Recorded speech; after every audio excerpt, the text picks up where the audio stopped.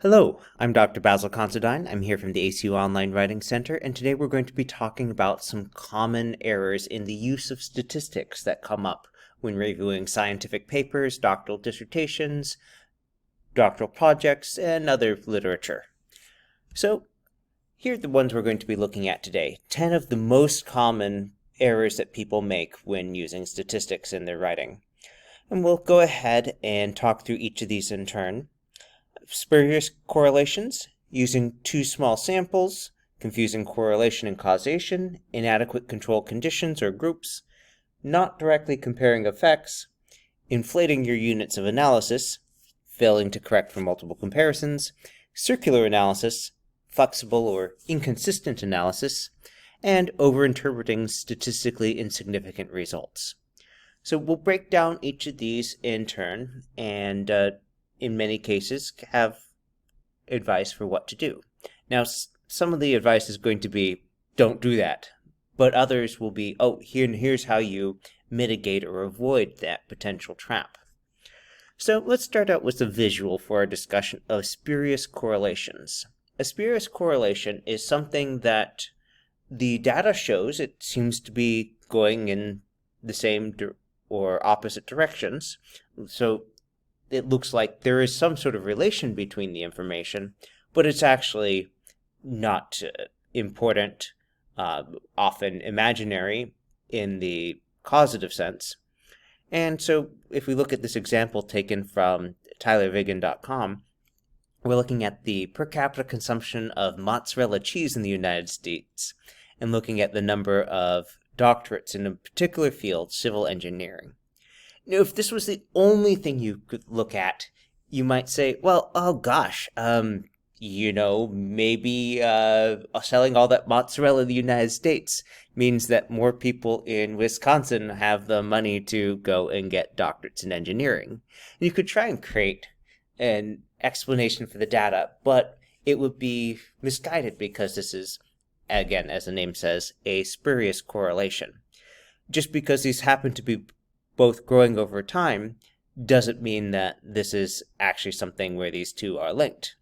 Now, it happens that there was a wonderfully successful marketing campaign for mozzarella cheese that increased the per capita consumption over this time period, and it's since drawn back a little bit. And the number of civil engineering doctorates, when there are more programs than there were before, you expect that there will probably be more students. But it's certainly not the case that there's, say, a dairy tax in Wisconsin funding more civil engineering doctorates as mozzarella sales go up. It's a chance that they happen to go in the same directions. If you want something that seems even more ridiculous, let's look at the letters in the winning National Spelling Bee, how many letters the winning word had, and the number of people in the United States killed by poisonous spiders. Now, something you might notice here is that the number of letters, we're talking roughly 9 to 14 letters here, and the number of deaths is also pretty small. We're looking at something like 3 to 14. So not a lot of people, and if you're giving complex words, they're probably going to be long, and how many letters in that may be a reflection of what language the word was coming from more than anything else. So is it possible that, people were so distraught by the number of letters that they decided to go out and walked in territory where they were bitten by venomous spiders and died? I would say possible technically, probable not very likely. Now, it would be one thing if the National Spelling Bee was taking place in an area surrounded by lethal venomous spiders, and the contestants who lost would run out in grief and shock and get bitten by those spiders. But that's just not the case. We're talking about people in the United States being killed by venomous spiders. That's a big country. The fact that for this set of years it kind of went in the same direction, if you graphed it, our sample size is so small, this is a spurious correlation. So what do I mean by that? Well, a spurious correlation is when you have two or more variables that are associated. So there is some pattern in how they move, either moving together or moving opposite, but they're not actually causally related. So just because we see that this data is mostly going in the same direction doesn't mean that it's actually something where the spiders are causing the spelling bee letters to go up or go down, and where the number of people being killed is driven by the number of letters of that spelling bee. So when we're talking about the association, we're talking specifically about either moving in the same direction or opposite, which would be a reverse association. But the thing is, there has to be at least some plausibility to causality, generally and preferably indicated by manipulating a variable and seeing that that changes. Now, the data we were looking at here, this is retrospective. It would be an interesting experiment to change the number of letters for the spelling bee and see if the number of people died, but so few people are dying from that I just don't think we're going to find anything interesting. So while a correlation or association might indicate a causal relationship or might suggest it, you should investigate it and take a skeptical view. Have you controlled for all the different possibilities and doing things like ensure an adequate sample size? Which brings us into the next one, too small samples. Now we should differentiate here between a larger population, group that shares some attribute. Could be the population of a country, people who live there, it could be the citizens, it could be the residents of a state or something else. And the sample, which is a subset of that from which you are collecting data with the goal of it being representative of the larger population. Now, if we're looking at variations in things, if our sample size is really small, we're going to need a large or critical effect to rule out that being chance. And as the sample size goes up, then the threshold we need decreases a bit. So it's important to keep these in mind and make sure that you're looking for the right set of numbers. So a common error is to just look at the literature and say, oh, well, someone else did that. They conducted a study. They only had one person. They did it in autoethnography. And an autoethnography is when you are analyzing your own self or behavior. And while you might find some stuff there, it's going to be difficult to make a case that these are really generalizable to the larger population, unless this population is very, very specific and there's something that you have done to demonstrate that you are representative of that. So in general, the suggestion is use G-power, calculate what sample size you're going to need. Now, speaking of correlation and causation, let's remember that not all correlations are cause and effect relationships. They can be moving in the same direction without something being caused by the other one. So we want to make sure that before we say, oh, this was caused by that, we want to see, is it clear that the effect is the direct result of the intervention? Have we controlled for things? Have we controlled for confounding variables that might confuse or mask something? Have we controlled for complicating factors which might change it? So for example, if we were studying, say, the role of improved healthcare in the Dutch population in the early 20th century, you have to account that there were two major wars that directly affected that country in ways that did a lot to change those things. So we have to make sure that you've taken steps to track all the relevant variables, like, say, food shortages in the area, as well as find things that might otherwise be complicating, masking, or hiding. Now, you also want to make sure that you have to the best extent possible, some way of knowing whether something has happened or not. And it's going to depend a bit on what you're actually trying to do, what sort of investigation is, what sort of study design. But in many cases, you will be looking for a control group to compare the group that is having an intervention or participating in the experiment is having a manipulation of some sort. And so as you're looking at that, we want to ask the question, is this group appropriately sized? Because you might have a experimental group of 300 people, and if your control group is only 2, well, it's going to be hard to say that that is any sort of meaningful representation, because that small sample is likely to be vulnerable to individual factors that blow things out of proportion. And so we have what may look like a very large effect, but there are so few people that it's just not meaningful or can't be ruled out as chance. So as we look at this, we see one of the measures of the control group size is going to be, can it give us a baseline? And for this and other reasons, often when recruiting a control group, people try and have it be of similar size to the experimental group or groups that they have. So without an appropriately sized control group or a control group period, it's often difficult or impossible to draw meaningful conclusions from a study, especially if it's an experiment. And hard to tell if things have changed more than normal, or for that matter, do we have data that will show the normal? We'll come back to this later. So if we're doing a true experiment, make sure you have at least one control group. A related error is to say that you are doing a true experiment, but not have the control group. And it's not to say that you can't do research of that sort, but if it's not labeled correctly, then we have problems. And so you might be doing a piece of research using a within subjects design.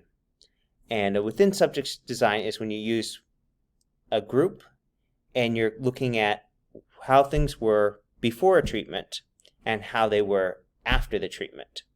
So the earlier instance, how the subjects were before you came in and did something or changed something, and is what you're using to measure change. But generally speaking, if we're talking experimental research, control groups are good. Now, speaking of comparison, let's talk about the traps in not directly comparing effects. Because if we're trying to find out what's going on, we need to make sure we're actually comparing things. A common mistake is to do tests on separate things and say, oh, well, we got p-values for these, they're both reasonable p-values. But what we want to be doing is a single test that looks at the effect size for the combined group to see whether the effect sizes for these were significantly different. We also want to be careful that when we're doing this sort of analysis, that we're not pooling information incorrectly. So we don't want to confuse having multiple data points from the same subject with multiple unique data points. Think of it like if you were collecting signatures. If one person signed 20 times, that's not the same thing as having 20 signatures from separate people. And this is something that sometimes causes a petition to put something on the ballot to be thrown out after they look at it and say, well, the handwriting analysis looks like this percentage of the things. Someone was just writing a lot of different names down there rather than people individually signing. So it does come up in more areas than just research. We also want to make sure that we're avoiding any areas that might cause the apparent or perceived degrees of freedom to increase, because if you look at that incorrectly, it's more likely that you'll get false positives. And if you're wondering what degrees of freedom are, that's the DF in your APA statistics. So we have some different webinars where we explore that sort of terminology. You also want to be looking at within participant variation and between participant variation separately. And again, not pooling them. So separate tests. And if you're doing a pilot study that you're merging into your full study, say you were doing a pilot study to test questions and then you didn't make any changes, well, make sure that you don't have people who are showing up in your study twice there, because if you're collecting data for them twice, it'll look like you have additional people whose data is similar, and that can exaggerate effects or make effects seem apparent when there aren't actually there. We also want to be careful if there are multiple comparisons being done, particularly with multiple data points being captured in different variables. Because the more variables we're tracking, the more likely it is that we'll get a spurious correlation. And in fact, if you go to the spurious correlation website, you can look at many different data sets and try and find spurious correlations between them. And it's kind of funny to look at that, but also kind of sad because it underlies the importance of looking not at just what is shown, but understanding what is there. And unfortunately, many people don't look closer or don't understand what they're reading when they try and look closer. So now when we're testing multiple variables, you do want to make sure that you are correcting for that event. And by correcting that event, I mean we want to use a method like step-down analysis, and there are multiple types of step-down analysis, but use one of them, preferably one recommended in the literature for something like what you're doing, and to use this to make sure we are adjusting the thresholds appropriate for the fact that we're tracking multiple variables. Now, circular analysis is a fun one because this is one that comes up in pop culture sometimes, and this is a screen grab from the movie A Beautiful Mind. And if you don't know this movie, there's a scene where a woman, you see her in the middle there, played by Jennifer Connelly, comes in and to find that her husband is acting very strange, and she gets access to his office, and he's been cutting up magazines to try and come up with patterns. And if you look at it, he's associated some things that in the black and white look vaguely similar, and he's pasted them together, but spoilers, he's battling schizophrenia and seeing patterns that don't actually exist as meaningful things.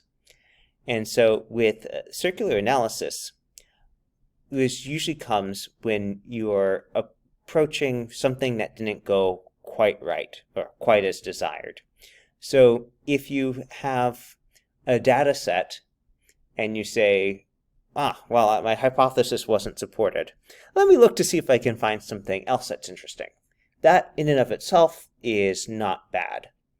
But you are then creating a new hypothesis which would be tested on a different set of data rather than just saying, well, it fits this data I have because, it fits the data you have because you derived it from looking at that data. That's like looking at a tree and saying, well, okay, my hypothesis is that trees have green leaves because this tree in front of me has green leaves. And so you go look at a bunch of trees because not all trees have green leaves, and not all trees with green leaves have green leaves all the time. So we have a variety of things going on where it's important to make sure that you're not just picking out something as a pattern, because if you look at it and just say, oh, hold on, this fits completely because you modeled your hypothesis on what you were seeing without testing it on something else, you don't know if it's actually doing more than just capturing random noise. So let's put that in some more specific terms and to hone in on a common way that this comes up. If you are unable to reject a null hypothesis, and you say, well, I don't want to just give up the study, I want to come up with an alternative hypothesis, think about how you'll get new data to test this new hypothesis. And that's going to depend a lot on what kind of research you're doing and where you're getting it from. Sometimes someone will get educational achievement data from a state. And they'll come up with a hypothesis and say, well, hold on, I need some more data, and so they'll get the comparable data set from another state. Or they might say, okay, well, I got this for the county, but to test the new hypothesis I came up with, this alternative one, I need to go and evaluate it with data from a different county, or go to the federal level, just to, again, to make sure that it's not something that I've just traced out that is not actually going on. We also want to avoid what's called flexible or inconsistent analysis. You may have heard the term p-value hacking. This is when you go and say, hold on, I have a number of things here that I don't like. It's messing with my numbers or messing with my graph or something like that. And you go ahead and say, well, I'm just going to delete some. Or as in the previous case, you just come up with a new hypothesis without testing with additional data. Or you go ahead and, well, this test is very strict. Let me use another one that's not as strict, like a one-tailed hypothesis test. Or just change the criteria. If you have a standard for what's passing, and then you say, well, let's loosen that standard, you're not going to get the same results as if you'd done the original thing. So this inconsistency can cause a lot of trouble with people thinking that there's something important when the rules of the game have been changed. And finally, we don't want to overinterpret statistically insignificant results. Easy way to understand this: don't confuse the absence of evidence for evidence of absence. So if you have a null hypothesis and you're unable to reject it, that doesn't actually mean that it's true. It's just that you couldn't reject it or couldn't definitively reject it. And so when we're embarking on our research, make sure that you are using consistent confidence intervals and that you have consistent p-values. Essentially, plan in advance, write things out in your research methods chapter or research methods section for paper, and then approach it with the rigor that you have set out. And sometimes your results won't pan out. That's part of the research process. If everything turned out exactly as we thought, we wouldn't have to do the research to confirm it. If you have additional questions, please feel free to send us an email at onlinewritingcenter@acu.edu. You can schedule an appointment by going to my.acu.edu and looking under the Academic Resources button. And you can visit the Online Writing Center at blogs.acu.edu/onlinewritingcenter. Just to wrap things up really quick, let's talk about those 10 things again and see how many you remember to look out for. So we have, first on the list, spurious correlations, followed by using too small samples, confusing correlation and causation, inadequate control groups, not directly comparing effects, inflating the units of analysis, failing to correct for multiple comparisons, circular analysis, flexible or inconsistent analysis, and overinterpreting statistically insignificant results. That's it for now. Have a good one.